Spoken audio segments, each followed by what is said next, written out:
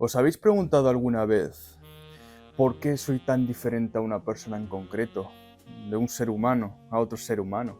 ¿Cuál es la diferencia que hay, tanto psicológicamente hablando, como por ejemplo pigmentación, color de pelo, color de ojos?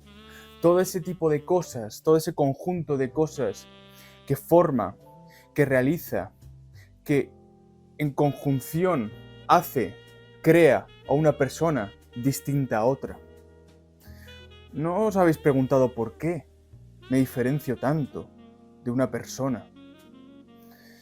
Esto se ha hecho, estas ideas, estas preguntas, lo han realizado la comunidad científica. Han hecho estas preguntas ya desde un principio, viendo, reflexionando, realizando según qué conjeturas con respecto a esta pregunta, la solución a estas preguntas. ¿Cuál es? ¿Qué es eso que nos diferencia? ¿Por qué? ¿Por qué no todos somos iguales? ¿Por qué es esto? ¿No? Y la solución, la respuesta, es simple pero que abarca muchos aspectos, muchos tipos, ¿no? Muchas palabras, muchos conceptos, ¿no? Y es la genética.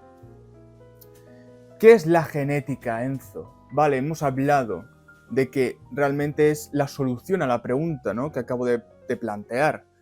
Pero ¿qué es la genética per se? Quiero tener presente la solución, quiero tener presente lo que verdaderamente es. Pues os explico. La genética es el estudio que explica cómo se transmiten los rasgos de una generación a otra, ¿no? ¿Por qué tengo el color de cabello igual al de mi padre? ¿Por qué mi personalidad es parecida a la de mi madre, o la de mi abuelo, la de mi abuela? ¿Por qué en ciertos aspectos me parezco a mi hermana o a mi hermano? ¿No? Vosotros cuando veis a dos hermanos normalmente sabéis que son dos hermanos porque tienen ciertas facciones que dices, de acuerdo, sí, se notan que son hermanos, pero ¿por qué es esto? Este es el estudio, ¿no?, de la genética, que explica el cómo se transmiten los rasgos de una generación a otra, ¿verdad? Vale, hemos escuchado genética, pero ¿de dónde viene genética? Vienen de los genes. ¿Y qué son los genes, Enzo? Los genes son un componente importante dentro de nosotros, que son los que se dedican, su principal función es transmitir los rasgos. Estos genes en concreto contienen los rasgos, pero hay que decir una cosa, y es lo siguiente.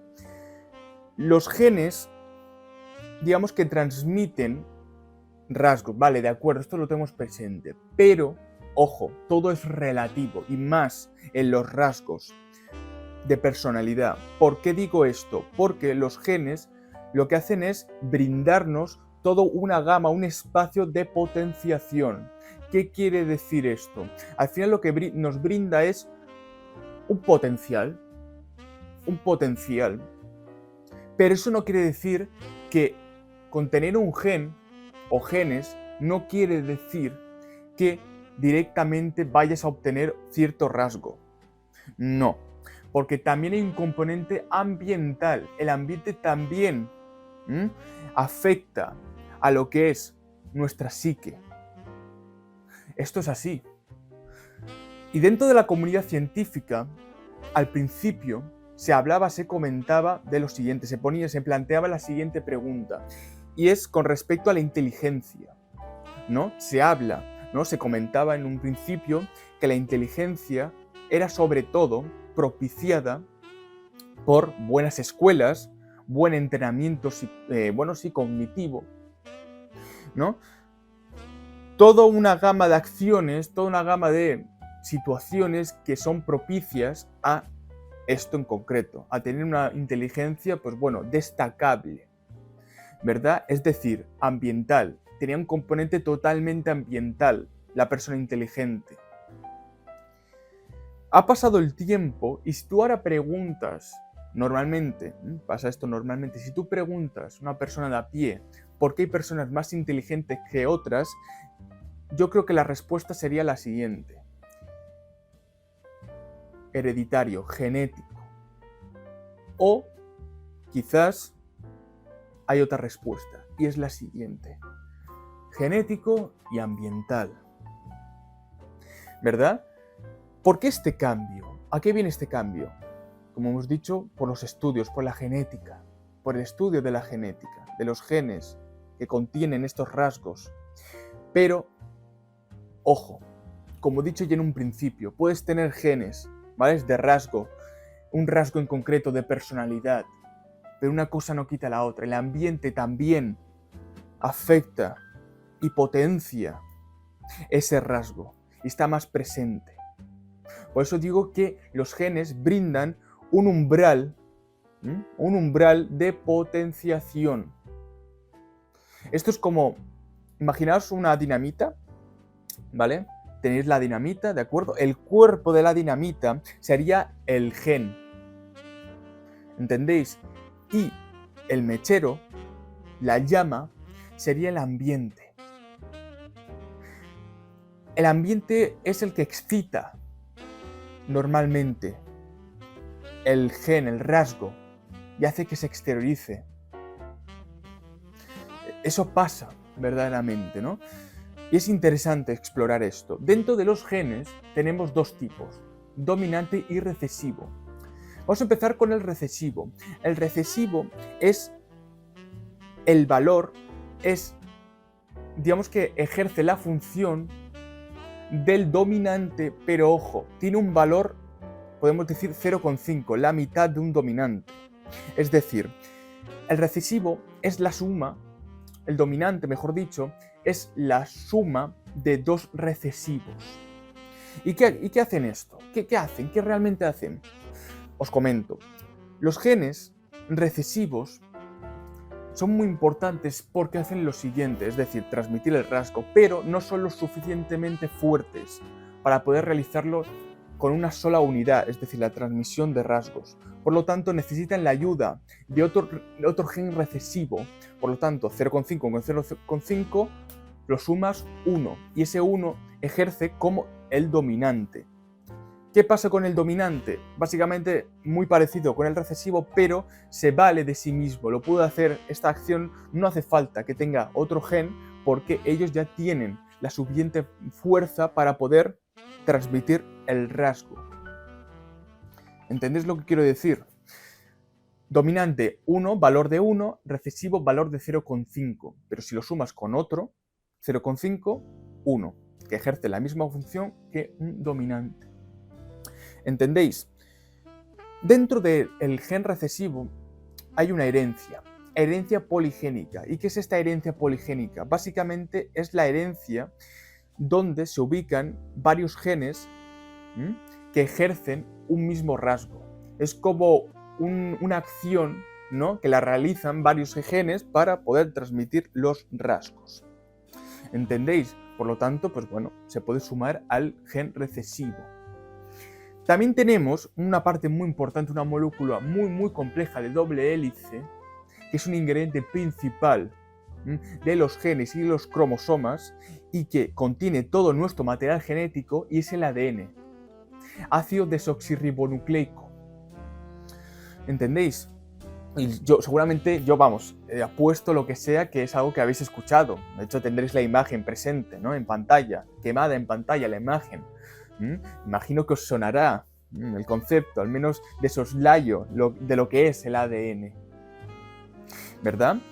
También me gustaría hablar de lo siguiente, y es el genoma humano. ¿Qué es el genoma humano, Enzo? El genoma humano es el campo, es la recopilación de todos los genes de un ser vivo, es decir, en este caso, humano, ser humano. Se dice que tenemos 30.000 genes. Y hablando de genes, ya que estamos hablando de genética, tenemos que tener presente una cosa en concreto. y son los cromosomas. ¿Y qué son los cromosomas y qué tienen que ver con los genes, Enzo? Los cromosomas son el recubrimiento de los genes. Son los que contienen los genes. Es como un caparazón, es una carcasa. Y estos cromosomas, digamos que se organizan por pares, normalmente.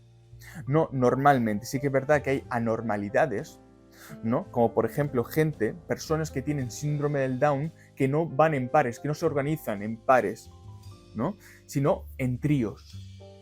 Y son propicios a tener esto en concreto. También debo decir lo siguiente, tenemos 23 pares de cromosomas en cada célula núcleo de una célula nuestra.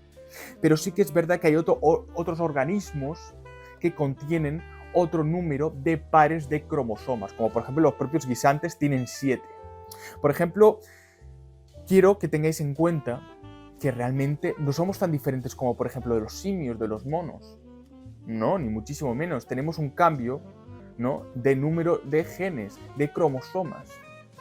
Lo mismo con los guisantes, aunque nosotros tenemos, ¿no?, el desarrollo presente, obviamente, somos muchísimo más que un guisante, por supuesto, esto es innegable, aunque sí que es verdad que hay personas, yo incluido, que tienen una inteligencia quizás igual a la de un guisante, pero bueno, se intenta, se esfuerza uno para tener presente que a pesar de que tengo un conocimiento limitado, poder transmitir según qué información. También debo decir lo siguiente, también quiero aclarar, atención, ojo, atención, este contenido que yo brindo no es la verdad absoluta, quizás me estoy equivocando, quizás la referencia que yo tengo de información intelectual quizás es errónea y por lo tanto yo estoy transmitiendo desinformación. Por favor, quiero discreción, quiero que estéis atentos, esto no es la verdad absoluta, ni muchísimo menos. Y ojo, si alguien está presente dentro de audiencia que es asiduo en este tipo de información, que es alguien profesional o que tiene otra opinión, ¿no?, con respecto a esto, me gustaría muchísimo, le invitaría, por favor, a esta persona en concreto que plasme su información, que plasme su opinión con respecto a este tipo de temas debajo en los comentarios. En la caja de comentarios podéis comentar, por supuesto, esto es libre. Siempre con respeto y educación, por supuesto, esto es innegable. ¿No? Esto es una máxima, esto es perogrullo que lo diga, pero a veces hay que decirlo, ¿no?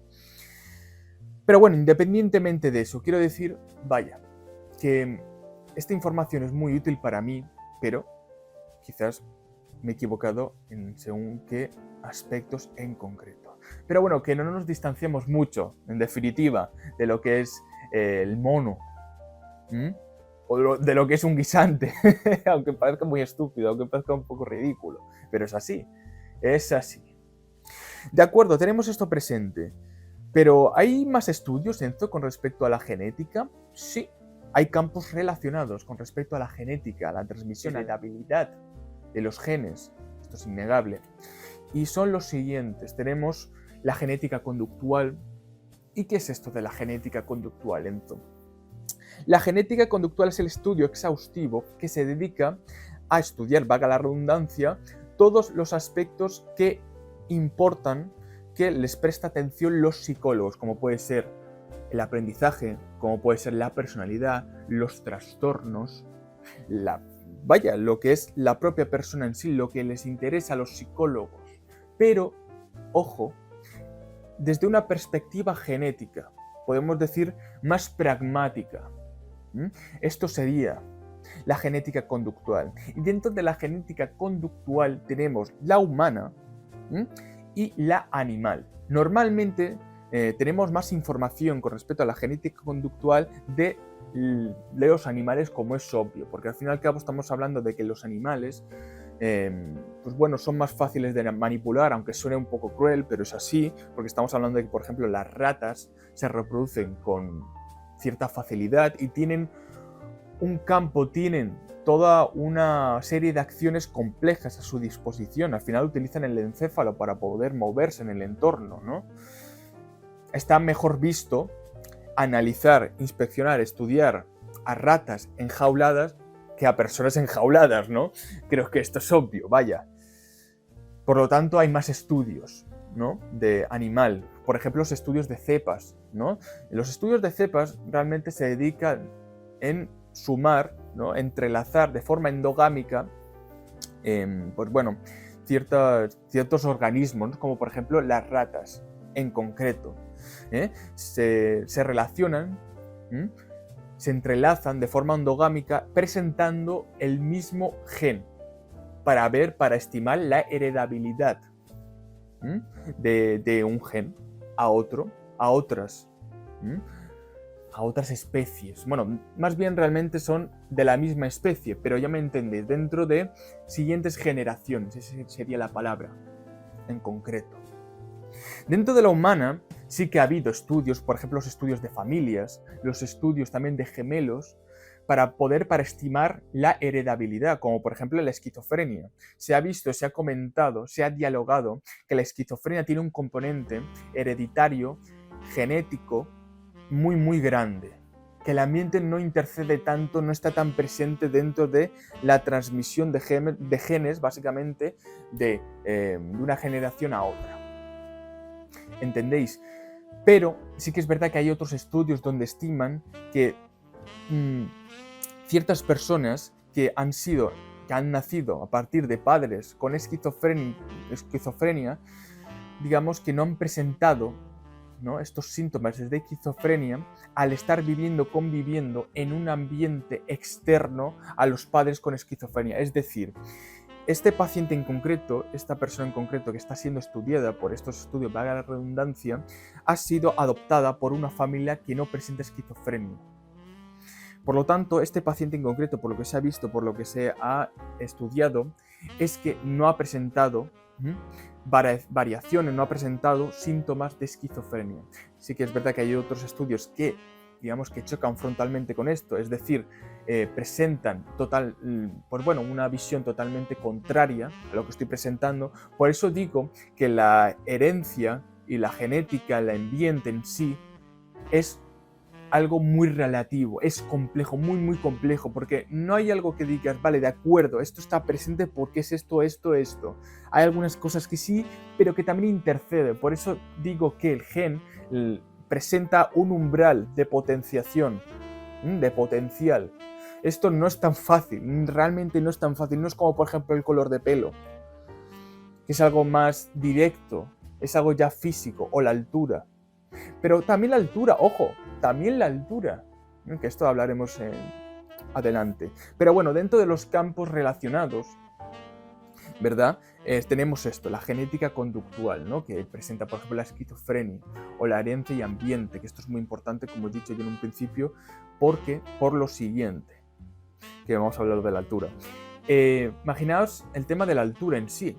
Vale, tú puedes tener rasgos, ¿no? Puedes tener rasgos de gente baja, ¿no?, de altura baja, de estatura baja, pero si lo comparas con una persona que, por ejemplo, ha transmitido, ¿no?, que más que ha transmitido, recibe genes, ¿no?, de personas altas, si tú comparas estas dos personas y la persona de baja estatura ha tenido desde un principio una buena alimentación, una buena educación con respecto a esto de alimentación, una buena nutrición, y la comparas a esta persona en concreto a una persona que, a pesar de que tiene genes de personas altas, ha tenido una infancia, pues bueno, en este sentido de nutrición limitada, puede que estas dos personas, a partir de la edad adulta, tengan la misma altura.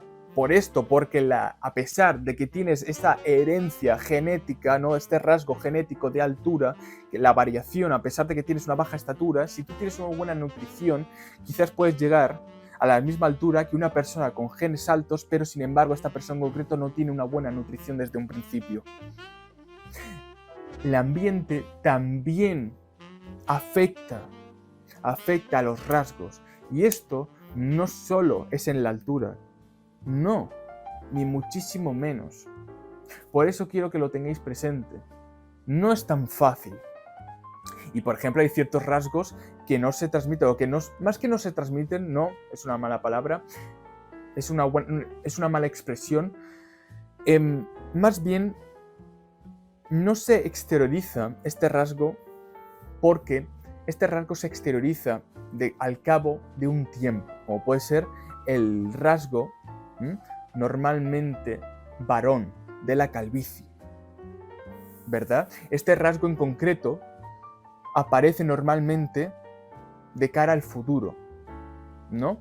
En una edad madura de la persona, normalmente del hombre, del varón, ¿verdad? Pero también la calvicie puede estar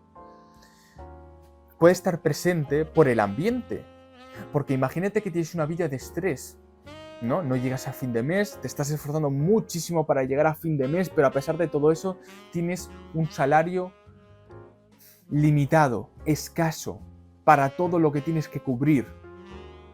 Eso también genera ansiedad, estrés, y con ello puede ser que también te estés quedando calvo. Y esto es así, esto es innegable, que el ambiente también intercede, también afecta al rasgo, potencia el rasgo, ¿verdad? También tenemos que el ambiente moldea a la persona. Esto es así, porque si tú, por ejemplo, estás en un ambiente propicio con padres que, por ejemplo, son dados sí a la lectura, a leer, el hijo, en concreto, tiene esto como costumbre. Y quizás hay más porcentaje de que el hijo también lea y que disfrute de la lectura, porque tiene ya desde un principio la lectura presente, lo tiene como algo ya propio, innato. Porque veían a sus padres, sus referentes de toda la vida, sus pilares, leyendo. Y por lo tanto, el hijo asocia esto como algo imprescindible, como algo que hay que hacer. Y más si los padres instan al hijo a leer. Esto también como el deporte. Si tú ves a tu padre haciendo deporte, quizás tú tienes esa predisposición a decir, pues yo también voy a hacer deporte porque mi padre lo está haciendo. Pero esto tampoco se tiene que limitar en un campo en concreto de positividad, sino también en un ambiente insano, de dolor, de sufrimiento, como por ejemplo unos padres abusivos. Imaginaos vivir en el seno de unos padres abusivos en una casa con un ambiente triste, de ansiedad, de estrés, de dolor, y que este hijo en concreto no ha vivido nada más allá, allende al sufrimiento, al dolor, a la ansiedad. Vivirá la vida, notará la vida, que es simplemente eso, sufrimiento, dolor, estrés, ansiedad. Qué importante es tener unos buenos padres, qué importante es tener un buen ambiente en casa, y a veces eso se olvida, y a veces eso no se tiene presente dentro del colectivo, dentro de la sociedad, dentro de los padres incluso. Padres que estéis escuchando esto, por favor, nunca es tarde para poder cambiar este tipo de cosas, porque realmente afectan en el hijo, realmente afectan al hijo, este tipo de situaciones, que puede haber situaciones malas, eso es innegable, tampoco hay que presentarle al hijo un mundo de rosas, porque hay cosas malas dentro del mundo que te pueden hacer daño. Pero una cosa no quita la otra, hay que presentar una situación propicia a la alegría, por ejemplo, a la esperanza. Por favor, la herencia también está muy presente en el ambiente. En el ambiente. Si tú ves a un padre hecho una mierda, si tú ves a un padre que hace daño a su hijo, que le maltrata, que le pega, ese hijo en concreto va a tener un trauma.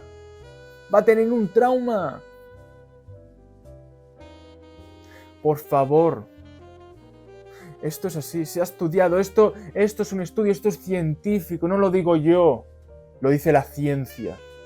¿Y qué hay más verdadero que la ciencia? Nada, al menos bajo mi punto de vista. Por favor. os lo pido por favor, esos padres jóvenes o incluso padres ya curtidos que no tienen presente esta variable. Por favor, ojalá que con esto, al menos un poco, hayáis abierto los ojos con respecto a vuestros hijos. Por eso es muy importante estudiar, por eso es muy importante leer este tipo de cosas. Porque esto va más allá de, por ejemplo, mi afán de la psicología. Esto va más allá de la terapia. Esto puede afectar a todo el mundo, a la sociedad. ¿Verdad? Ok, dejamos de lado lo que es la genética conductual. La dejamos aparcada básicamente. Y dentro de los campos relacionados, volvemos a los campos relacionados, tenemos la psicología evolutiva. La psicología evolutiva es diferente a la genética conductual porque lo que estudia es un campo generalizado, la moda, ¿vale? De unos rasgos en concreto, porque la genética conductual lo que hacía es estudiar de forma individual los rasgos, los genes, de forma individual. ¿Qué genes, ¿no?, contienen ciertos rasgos? Que eso está dentro del genoma humano, el proyecto del genoma humano, que básicamente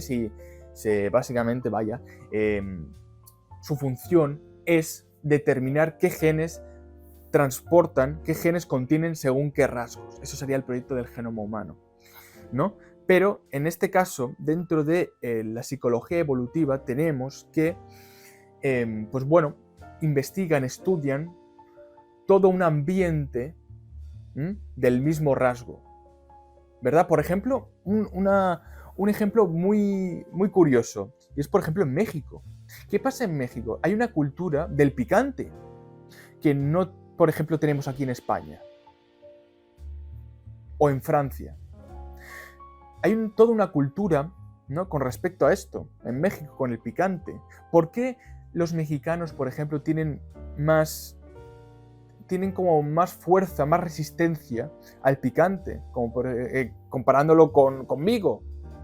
Por eso, porque hay toda una cultura, porque hay toda una herencia, todo un ambiente propicio a tomar comida con picante. Y eso hace que tengas presente esto, y al final se presenta la cultura. Al final estamos hablando de que la psicología evolutiva investiga la cultura, la moda, lo que está más presente dentro de una sociedad, de un nicho. Debo decir también lo siguiente. Dentro de la psicología evolutiva, digamos que tienen una máxima, tienen una idea, tienen una filosofía, tienen una idea. Y es la selección natural, instaurada por Darwin. La selección natural, digamos que es la idea, es la máxima que explica lo siguiente: si este rasgo es propicio a la supervivencia del huésped, va a estar presente en las siguientes generaciones, ¿verdad? Esa es la selección natural.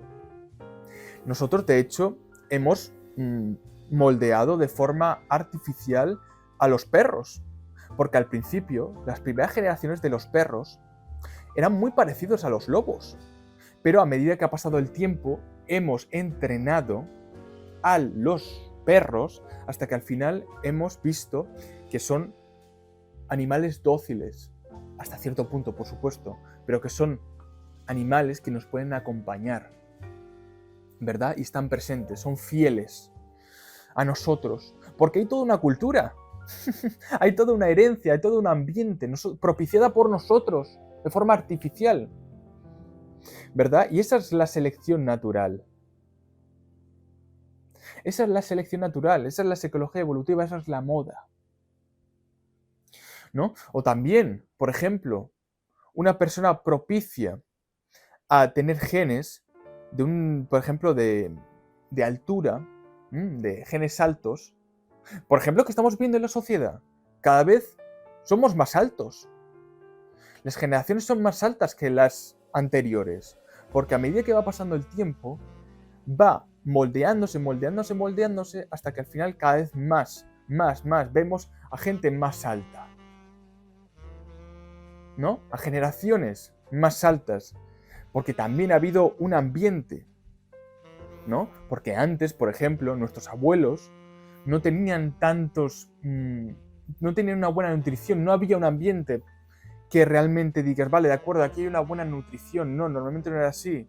Normalmente no era así, ¿verdad? Pero a pesar del tiempo, ¿verdad? Porque básicamente por ciertas características económicas, situaciones económicas, socioeconómicas, ¿verdad? Por esas limitaciones. Pero a medida que ha pasado el tiempo, pues bueno, al final estamos hablando de que la altura es un rasgo propiciado por la supervivencia, porque cuanta más altura, al final estamos hablando de que puedes llegar a más objetos, ¿no? Al final estamos hablando de supervivencia, ¿verdad? Y esto no se aleja mucho de lo que voy a comentar ahora mismo, y es lo siguiente. Estamos hablando que la psicología evolutiva, el ejemplo claro, es, por ejemplo, el lenguaje, la comunicación. Los neandertales, por ejemplo, ¿cómo se comunicaban? Con onomatopeyas, con monosílabos. Pero a medida que ha pasado el tiempo, hemos evolucionado, psicología evolutiva, hemos evolucionado y tenemos ahora mismo toda una gama de posibilidades, de palabras, de expresión, de diálogo, de comunicación, como por ejemplo estoy haciendo ahora mismo, y más. Y más en el castellano, o en el español en concreto, lo mismo es, independientemente, pero en este caso es el castellano. En mi caso, el español es tan rico que puedes expresar de una cosa en concreto de varias maneras. El lenguaje es el claro ejemplo de la psicología evolutiva. Pero también tenemos, ojo, que hay un ejemplo, que de hecho hay cierta polémica con ello, con, por ejemplo, el tema de buscar pareja, ¿no? Hay un estudio con respecto a esto, y es que, por ejemplo, las hembras, las mujeres, normalmente buscan a un hombre, a un varón, que presentan ciertas características propicias al cuidado del hijo. Es decir, un hombre fuerte, un hombre atractivo, un hombre, inteligente, que tiene dinero, que puede proporcionar esa seguridad al hijo y también a ella, ¿no? Pero el hombre en concreto, el varón, no le importa mucho esto. Realmente lo que hace es lo siguiente: extender o transmitir nuestro gen a cualquier mujer. Porque los espermatozoides al final se intercambian, se sustituyen de forma bastante abundante, ¿no? Cambian, y por eso tenemos esta excitación, ¿no? De transmitir nuestra impronta a ciertos, podríamos decir, a ciertos huéspedes, en este caso mujeres, ¿no? Hembras. Esto es una visión ahora mismo en la sociedad muy simplista, muy minimalista, ¿no? Quizás haya gente que le haya chocado en la audiencia, ¿no? Pero estamos hablando de que la psicología evolutiva no justifica ciertas acciones. Realmente no hay que confundir con lo que se está haciendo con lo que se debería hacer. Ojo, ¿no? Por eso normalmente los hombres son los que engañan a las mujeres, normalmente, porque hay una predisposición genética, ¿no? Evolutiva, de transmitir los genes, independientemente de qué persona estamos hablando, ¿no? Y esto ahora pues no se ve bien, y esto es verdad. Al final estamos hablando de que tenemos que racionalizar, estamos en una sociedad, ¿no? Con la razón, tenemos la razón presente, no somos bárbaros, al menos hasta cierto punto, por supuesto, ¿no? Al final somos animales, ¿no? Tenemos que reproducirnos, al menos tenemos esa sensación, al menos por norma general, ¿no? Ya sabemos que hay personas asexuales, ¿no? Pero bueno, independientemente de eso, pero entendéis el punto, lo que quiero decir. La psicología evolutiva no quiere justificar según qué comportamientos, quiere explicar según qué comportamientos, que es muy diferente. Es muy diferente. ¿Verdad? Qué interesante es, ¿eh? Qué interesante. Es que me pongo a reflexionar, me pongo a analizar lo que yo estoy expresando, lo que yo estoy hablando, y no me paro a pensar lo interesante que es, y espero que estéis disfrutando esto, porque para mí me llena. Que os guste, Y el mero hecho yo de que esté haciendo este episodio para mí es todo una odisea, pero en el buen sentido, toda una epopeya. Todo un manjar, toda una alegría. ¿Verdad? Hablando de genética, de forma general, hemos hablado un poquito también de lo que es el genoma humano, el proyecto del genoma humano. ¿Verdad? Lo he hablado un poquito de soslayo, de forma muy minimalista. Pero quería plantear la siguiente duda. Dentro del proyecto del genoma humano estamos hablando de que la variación, ¿no?, de genes, el porcentaje de genes, la aparición de genes de entre, por ejemplo, una persona como Michael Jackson, ¿no? Una persona totalmente diferente de Michael Jackson a mí, por ejemplo, personas totalmente diferentes, incluso de pigmentación, ¿no? O sea que sí que es verdad que Michael Jackson, de cara al final de sus años, de sus días, presentaba vitíligo, y por lo tanto la tez le cambió, ¿no?, a una tez más pálida, pero la variación, al parecer, de Michael Jackson a mí es casi mínima, de un porcentaje mínimo, de 1%, menos de 1%. Eso es el proyecto del genoma humano, para poder determinar qué genes, ¿no?, tienen ciertos rasgos, qué rasgos tienen ciertos genes. Ese es el proyecto del genoma humano.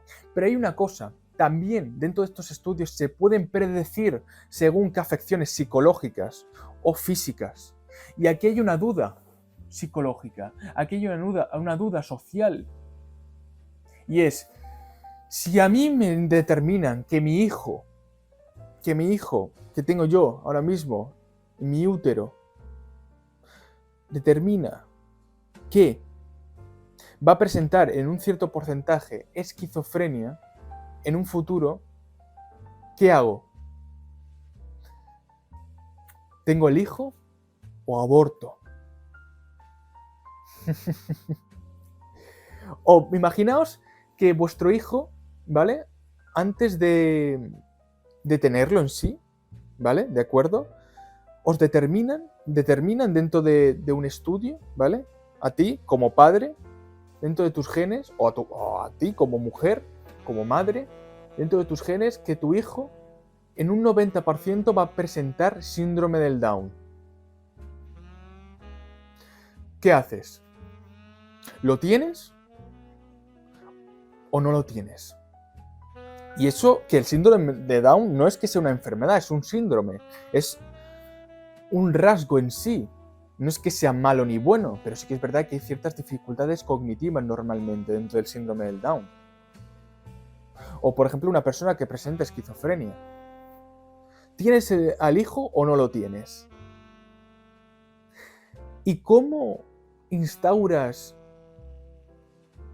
estas predicciones dentro de la sociedad? ¿Cómo hacemos que sea rentable? ¿Cómo hacemos que se comercialice el proyecto del genoma humano? ¿Cómo lo hacemos? ¿Tenemos que saber el futuro o mejor ser ignorantes a la hora de tener un hijo? Esto es como cuando te preguntan, ¿saber la fecha o saber la fecha de tu muerte o no saberlo? ¿Quieres saberlo o no quieres saberlo? ¿Quieres saber cómo mueres o no? ¿Prefieres la ignorancia o prefieres saberlo? Pero ojo, si tú lo sabes, quizás moldeas tu idea y quizás no tienes al hijo. No quieres tener al hijo. O quizás te comes la cabeza tanto con respecto a tu muerte que no haces nada con tu vida y caes en depresión. ¿Qué haces con esto? ¿Qué haces? Por eso hay toda una polémica con respecto a esto. Toda una polémica. ¿Verdad? Y hablando de polémicas, vamos a tratar la ingeniería genética. La ingeniería genética se dedica a lo siguiente. Estamos hablando de que la ingeniería genética se dedica a aumentar, ¿no?, a potenciar, por ejemplo, el aspecto cognitivo de un huésped en concreto. Se han probado ingeniería genética, se ha probado la ingeniería, por ejemplo, en ratones. se ha visto que implantando un gen en concreto, se ha visto que el ratón en concreto ha podido ejercer ciertas acciones que ha requerido una condición intelectual superior. Ha realizado según qué acciones de manera más eficaz por este gen en concreto, ¿verdad? Y que se ha implantado de forma artificial.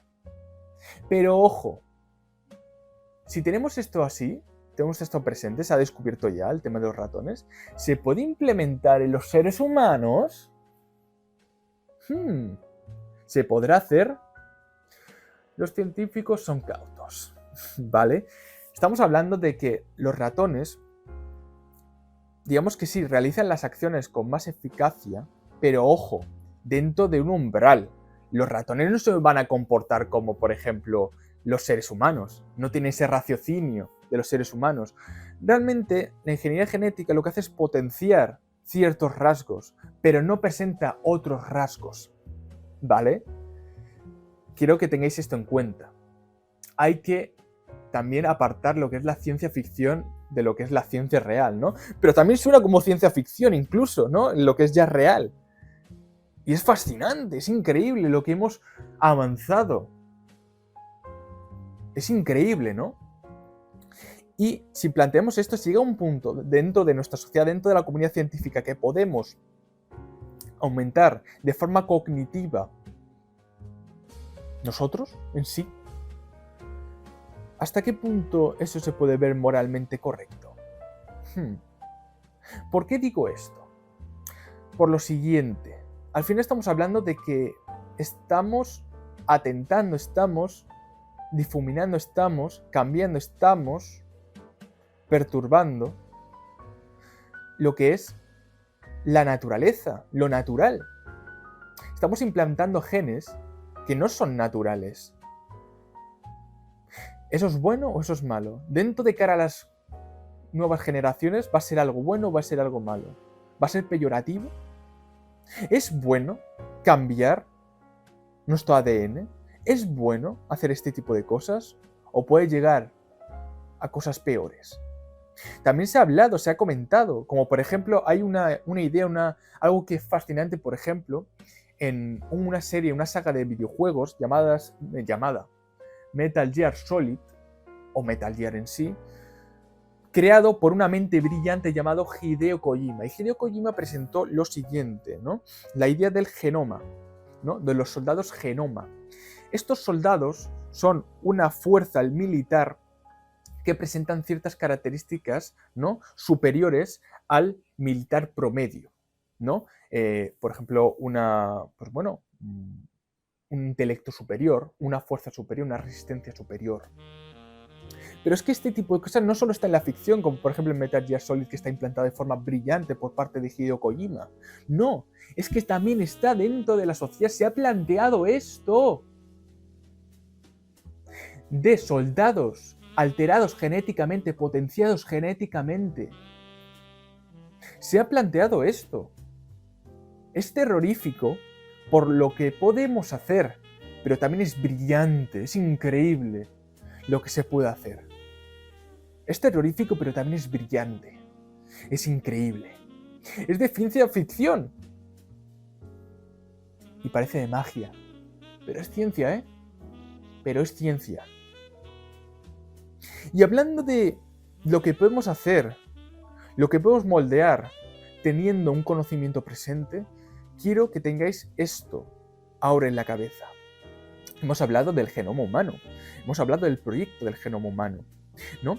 Que puede determinar, ¿no? Según qué cosas. De hecho, dentro de según qué genes, ¿no? Dentro de de los cromosomas, ya sabéis, rasgo según qué rasgo dentro de los genes. Pero dentro del proyecto del genoma humano se ha brindado un mapa de según qué genes, ¿no?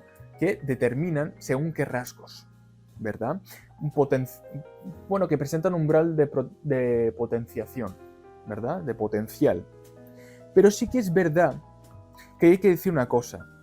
Con esto en mente de que hay ciertos rasgos que están presentes en ciertos genes, con esta información hay ciertas personas que se pueden aprovechar, porque hay ciertas gentes consideradas darwinistas que creen que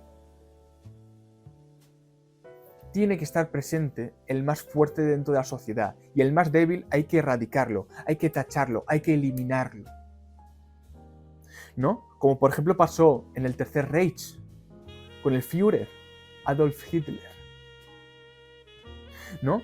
Que tachaba a personas como judíos, gitanos, por el mero hecho de no ser arios, por el mero hecho de no presentar ciertos rasgos. Por ejemplo, si no eres inteligente, eso, o no eres inteligente o no tienes ciertas cualidades, ¿no? En concreto, ¿eso realmente te quita derechos? No, ni muchísimo menos. Pero hay gente que se aprovecha de ello por su fascismo, por su ideología extremista, su ideología errónea con respecto a la ciencia. No, la ciencia no determina eso, ni mucho menos. Simplemente lo que hace es estudiar por qué hay gente diferente a otra.